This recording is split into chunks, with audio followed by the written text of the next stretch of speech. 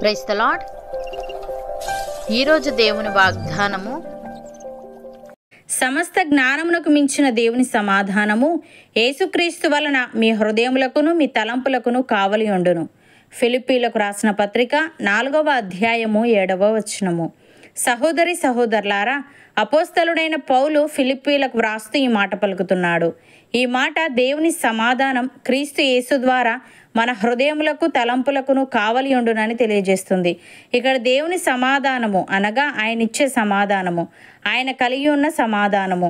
దేవుడు దేని విషయంలో కూడా చింతించడు. దేవుని చిత్తానికి తమను తాము అప్పగించుకొని ఆయన యందు విశ్వాసం ఉంచే ప్రతి ఒక్కరిలో కూడా ఈ సమాధానం ఉంటుంది. ఇక్కడ పౌలు సమస్త జ్ఞానములకు మించిన దేవుని సమాధానము అని అన్నాడు. అనగా మన తెలివి, మన విశ్లేషణ, లాజిక్ అనేవి ఓ స్థాయి వరకు మాత్రమే పనిచేస్తాయి. కానీ కొన్ని పరిస్థితుల్లో అవి దారి చెప్పలేవు.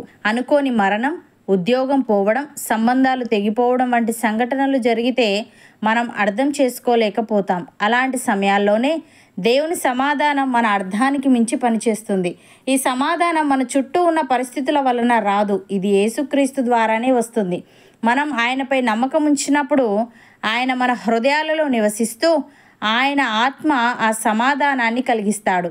అలాగే ఈ సమాధానం మన హృదయములకును మన తలంపులకును కావలి ఉండునని పౌలు చెప్పాడు.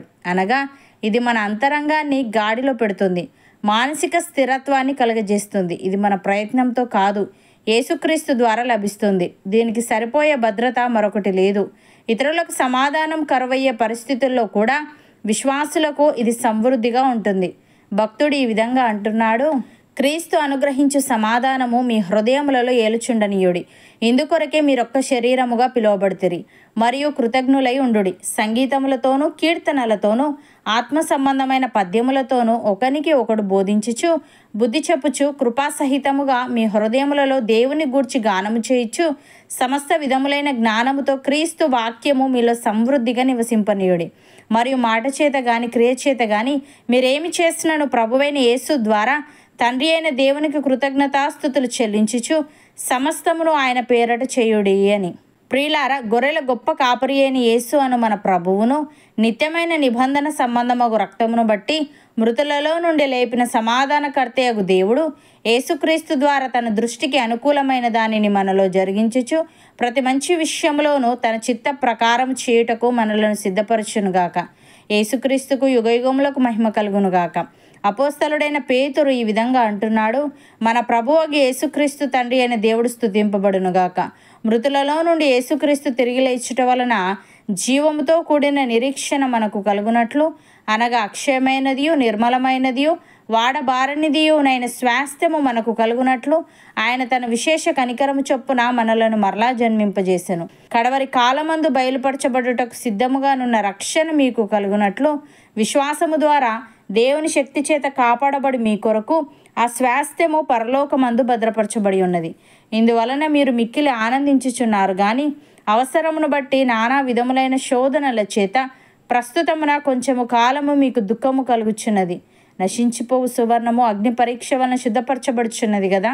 దానికంటే అమూల్యమైన మీ విశ్వాసము ఈ శోధనల చేత పరీక్షకు నిలిచినదై యేసుక్రీస్తు ప్రత్యక్షమైనప్పుడు మీకు మెప్పును మహిమయు ఘనతయు కలుగుటకు కారణమగును అని. సహోదరి సహోదరులారా, మీకున్న మేలైనది దూషణ పాలు కానీయకుడి. దేవుని రాజ్యము భోజనమును పానమును కాదు గాని నీతియు సమాధానమును పరిశుద్ధాత్మయందరి ఆనందమునై ఉన్నది. ఈ విషయమందు క్రీస్తునకు దాసుడైన వాడు దేవునికి ఇష్టడును మనుషుల దృష్టికి యోగ్యుడునై ఉన్నాడు. కాబట్టి సమాధానమును పరస్పర క్షేమాభివృద్ధిని కలుగజేయు వాటినే ఆసక్తితో అనుసరింతము. అవును అన్నవారు నాతో పాటు ప్రార్థనలో ఏకీభవించండి. పరిశుద్ధుడా, ప్రేమగల తండ్రి, సమస్త జ్ఞానమునకు మించిన నీ సమాధానము యేసుక్రీస్తు వలన మా హృదయములకును మా తలంపులకును కావలి ఉండునని. ఈ సమాధానం మా చుట్టూ ఉన్న పరిస్థితుల వలన రాదు గాని నీపై నమ్మకం ఉంచినప్పుడు నీవు మా హృదయాలలో నివసిస్తూ నీ ఆత్మ ద్వారా ఆ సమాధానాన్ని కలిగిస్తావని తెలియజేశావు.